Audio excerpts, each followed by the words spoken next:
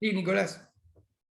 El análisis se centra básicamente en cómo la burguesía trabaja esta crisis económica, esta crisis Exactamente. total. El trabajo, lo que está marcando ahora estos autores, es cuál es el perfil económico, ¿no? Cuáles son las teorías económicas que se fueron implementando entre el siglo XVI y el siglo XVII. Por supuesto que estamos vinculados a los puntos anteriores y sobre todo al texto que ustedes van a reseñar, ¿no? Por supuesto que ahí de alguna manera Legov hace un trabajo, digamos, cómo los mercaderes se transformaron en banqueros y banqueros pasaron a un paso mayor que sería la burguesía, que son asociaciones ya financieras, donde esto es la entrada de la modernidad y la modernidad va llevando ya un proceso, digamos, político denominado de globalización, que para muchos autores la globalización, su comienzo es la expansión ultramarina y el contacto con América. Digo, está con una variable muy, muy determinante, que son las comunicaciones y las exploraciones marítimas, que van a terminar justamente en nuevos mercados para estas burguesías, que no le va a alcanzar no solo después, en años posteriores, no solo África y Asia, sino que América va a ser un buen objetivo impuesto por estas teorías económicas. Y luego vamos a ver la próxima clase las teorías políticas. Muy interesante porque son importantes para poder entender el año que viene historia argentina y americana. Preguntas. No. Bueno, entonces, el incremento demográfico entre el siglo XVI y XVII, lo que apunta a los autores es una variable que es tremendamente sostenida por el consumo, ¿sí? Lo que llama la atención como indicador, si ustedes quieren denominarlo, digamos, esta variable que es el mayor consumo de bienes, pero la pregunta es, ¿qué bienes? ¿Son alimentos? No. En realidad lo que mayormente se busca, y sobre todo, digamos, productos que tengan que ver con el consumo de una aristocracia en formación, digamos, de una clase, podemos decir clase social, no, pero bueno, podemos decir sectores sociales de buen consumo y de buen pasar. ¿A qué se refiere, profesor? Y bueno, primero y principal es que lo que se aspira en este momento desde un modo, desde una conducta cultural, son, digamos, niveles confortables. Se busca el buen confort, el buen consumo, el buen alimento, el gusto por algunos alimentos que son importantes, el lujo, el refinamiento, o sea que hay toda una cultura que se va aburguesando, si podríamos decir, en toda Europa. Las cortes de los príncipes, el rito, ¿no?, del ingreso de un príncipe, las cosas nobiliarias, ¿no?, porque la burguesía en su ascenso lo que va a hacer es imitar a la nobleza, ¿no? En algunos aspectos va a imitarlo, no es que va a desplazarla, pero se queda con su buen pasar, ¿no?, con esa cultura cortesana. Luis, Sí. hay una palabra que empieza a aparecer acá ya en este texto, que es la palabra industria, Exactamente. que antes no estaba. Claro, porque se viene asomando, Sí. muy bien Martín, se viene asomando la revolución, todo el proceso, porque no es que dice, bueno, mañana comenzó No, la no, no, ahí revolución, empieza el proceso. sino que es todo un proceso que se viene asomando. Digamos, ¿qué es lo que hicieron los británicos? Es primero generar, Ujú. digamos, ciertos mercados para llevar adelante una revolución, ¿no? Digo, esto es muy claro, ¿no? Generar el deseo primero y después, bueno, vieron que los mercados a veces no respondieron, por eso hicieron otra estrategia que después lo vamos a ir viendo más adelante, ¿no? Una duda, profe, ya tenemos acá la aparición del capitalismo mercantilista. El mercantilismo es un precapitalismo que está acompañado con la formación de los estados modernos. La discusión es, ¿el Estado o el mercader? Porque aparecen las monarquías absolutas también, que es el próximo tema. ¿Sí? Ah, bueno. Entonces digo, fíjense, son factores que van conformando, que van conformando un rompecabezas. Digamos, son piezas que se van ensamblando, ¿no? Teniendo en cuenta el ensamble ante el obstáculo más grande que era la Iglesia Católica, o sea, la cristiandad. ¿Sí? Ya Lutero rompe esa barrera y ahora hay otra discusión. Siglo XVI, siglo XVII, ya la discusión va a ser no solo científica, sino la economía y luego la política. ¿Estamos hasta acá? Bueno, ahora el gran interrogante es todo este buen vivir, donde las casas nobiliarias, digamos, el gran consumo, digamos, de cacao, el café, ¿no? Una cosa una demanda tremenda en estos, el té, ¿no? El té. La carne, el trigo, las especies, ¿sí? La evolución misma de la vestimenta, ¿no? La vestimenta va tomando otra evolución, digamos, se mira las telas, el confort, el estilo, el cristal, las mesas, ¿sí? Los vasos, los metales preciosos. Esto es fundamental, chicos, los metales preciosos es un indicador tremendo de la época. ¿Sí? La madera más exótica y refinada también es un aspecto, sobre todo en lo que es la composición de muebles, los espejos, los tapices, la pintura y los cuadros, también influenciado por una gran parte, digamos, de la burguesía,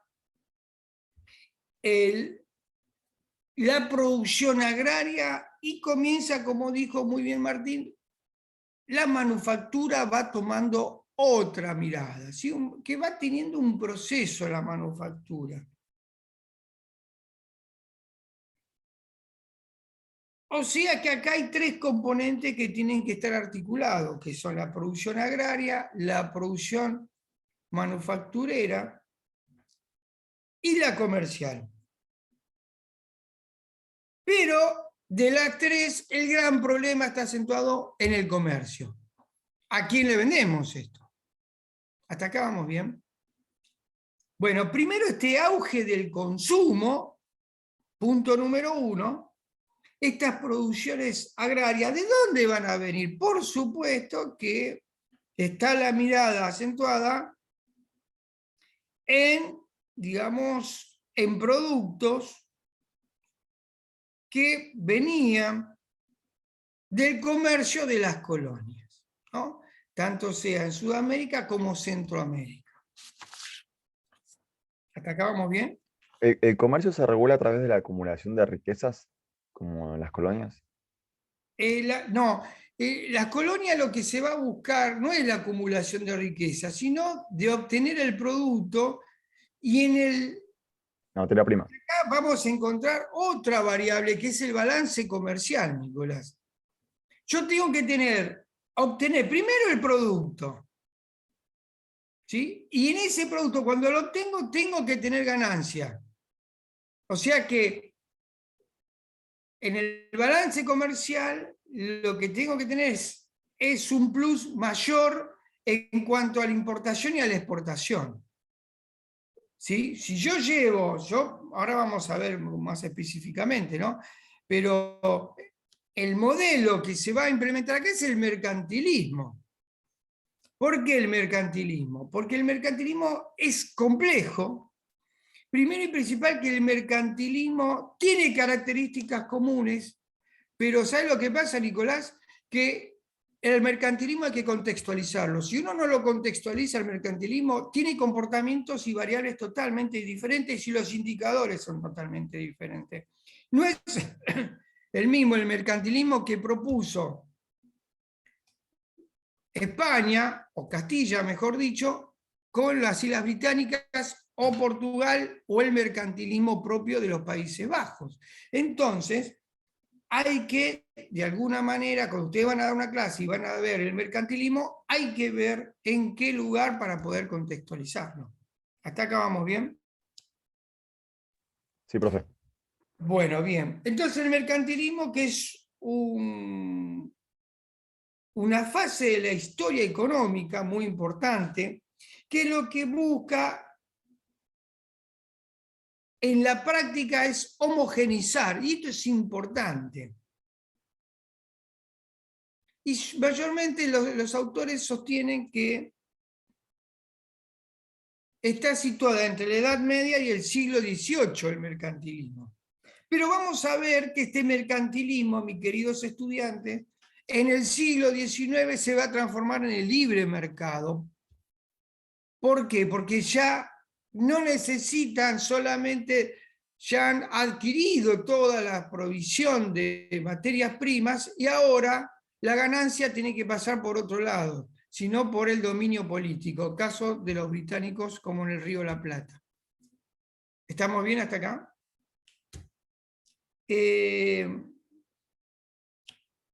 El mercantilismo en este proceso vamos a ver que tiene comportamientos y relaciones importantes en lo político, como le dije. ¿Y por qué, profesor? Porque el mercantilismo tiene condiciones políticas. Por ejemplo, la metrópolis y las colonias es un elemento y una relación mercantilista y es un modelo propio del siglo XVI y XVII, podemos decir del XV al XVII, donde de alguna manera podríamos mencionar que este superávit que yo les mencionaba en el balance comercial, está en un plus muy importante que desarrollaron los británicos, que es el transporte. Porque, ¿qué es lo que cobraba? Esto muy pocos lo sostienen, ¿no? Yo busco materia prima, te intercambio manufactureros, ¿sí? Elementos manufacturados, y te cobro el transporte, ida y vuelta, y me llevo tu materia prima a un costo menor. Entonces el balance ¿Aranceles? comercial. ¿Cómo? ¿Eran aranceles? Claro, los aranceles aduaneros era un tema que después eso se iba a corregir desde el punto de vista político. ¿Se va entendiendo esto? Bien, entonces, ¿qué dice Heckscher?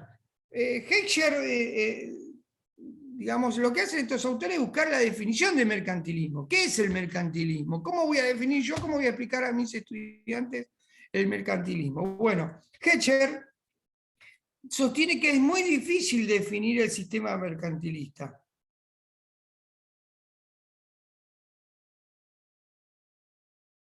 ¿Por qué? Porque el sistema mercantilista propiamente, como teóricamente se viene sosteniendo, dice Heckscher que no existió nunca. Esta es una afirmación que nos lleva a un problema, porque entonces todo lo que se venía hablando, y ustedes van a tener en los textos de secundaria, que es el mercantilismo, Heckscher está diciendo todo lo que esa teoría en realidad no existió nunca. ¿Sí? Y es un poco lo que yo le vengo sosteniendo.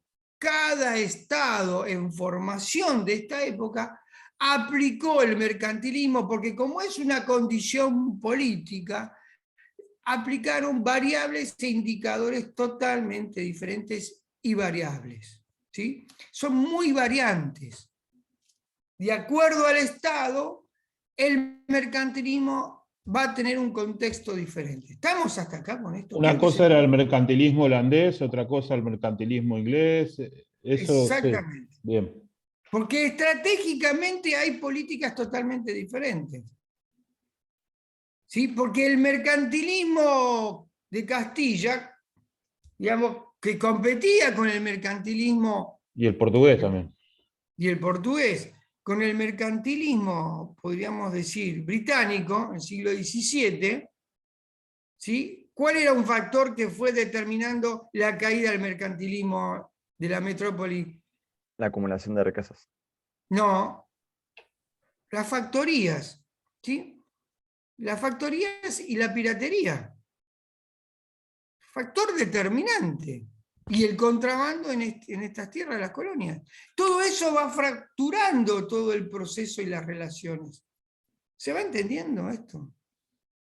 Nosotros tenemos que buscarle no el resultado lógico que lo que está diciendo justamente Heschel. Heschel está diciendo las variantes son distintas.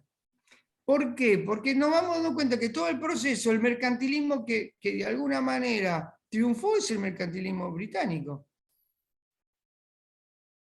Asociado a los Países Bajos y asociado luego a Portugal, ¿no? Por supuesto. Y sí, profe, básicamente domina todo el comercio mundial. Claro, y un indicador muy importante es el tráfico de esclavos. A pesar de que ya la esclavitud se había dejado en Europa, pero ellos traficaban esclavos. ¿Sí? ¿Estamos? Fíjese, siglo XIX, Asamblea del año 13, hay abolición de la esclavitud, pero después por un decreto se tuvo que volver atrás porque estaban en contra de los intereses británicos. ¿Estamos? Bien. Acá, dentro de estas variantes, hay una discusión, mis queridos estudiantes. El primero es que el sistema, ¿a qué antepone primero? ¿Al interés del Estado? ¿Al interés del comerciante?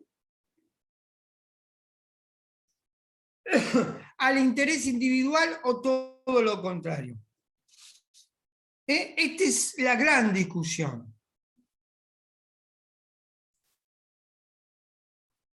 Dentro de estas variantes que marca Heschel, es justamente que es un sistema, esto es importante, esta es una mirada, este es un enfoque, es una respuesta, es una hipótesis muy importante con respecto a esto, ¿no? Que es un sistema para poner la política económica al servicio del poder como fin de en sí mismo. ¿Qué está sosteniendo el autor? Puede ser el Estado o puede ser mercaderes o burguesías. ¿Sí? Va de nuevo. Es un sistema para poner la política y la economía al servicio del poder como en sí mismo. ¿Sí? Puede ser el Estado en formación o puede ser una monarquía o puede ser... Por eso lo político está muy, digamos, por eso las variantes están muy ligadas con lo político, porque lo político es lo que va a accionar sobre la economía. Si es una monarquía, va a accionar diferente esa. Si es una monarquía absoluta, va a ser diferente a una, podríamos decir, a una monarquía parlamentaria, a una monarquía constitucional. ¿Me siguen con esto? Entonces, la política en esto va modificando las variantes de la economía. Pregunta.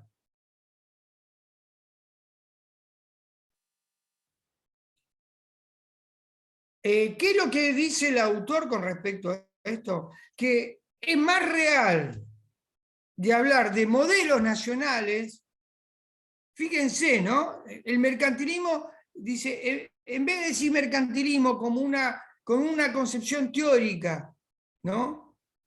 Que no es la realidad propia, dice, él propone hablar de modelos nacionales en cuanto al sistema político-económico. Es muy interesante esto.